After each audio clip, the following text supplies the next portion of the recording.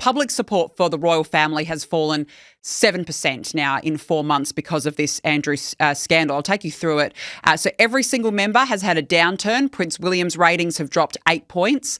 Catherine, the Princess of Wales, down 7. Princess Anne recorded the steepest fall, which I thought was interesting, down 9, while the King and Queen have seen smaller but still notable drops of 5 and 3 points respectively, and just 28% of people believe that the royal family have actually handled this Andrew situation well. What does that tell you?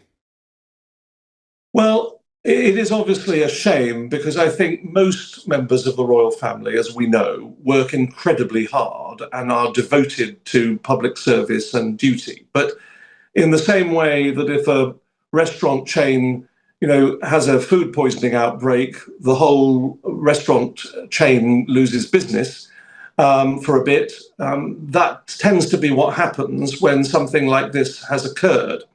And, we find the polls do fluctuate. I think looking at the long arc of history, Danica, which I'm always tempted to do with these sorts of situations, Queen Victoria, way back in the 1870s, the monarchy was very, very unpopular, far more unpopular than those polls today are indicating.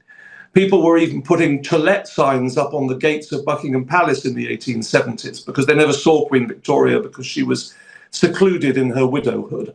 And things bounced back from that. And what I would say is this, even if we had a president instead of a king, presidents' brothers can also be arrested. Presidents' family members can also get into trouble. It's not as though this is something that is unique to any one family.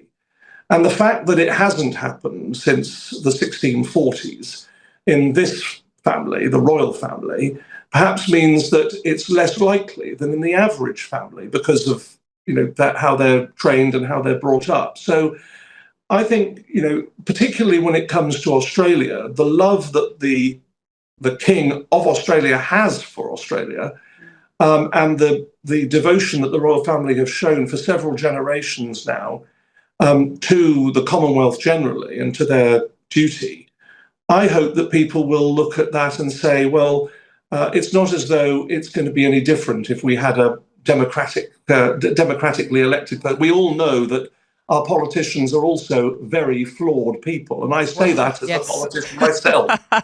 Yes, look, you can't argue with that, right? We've all got our flaws, all of us. Perhaps some more than others if we're talking about Andrew, but I absolutely take your point on that. Before we let you go, I just want to ask you about the fallout as well for the UK Labor Prime Minister Keir Starmer. And speaking of flaws, I would say there's a couple of there too.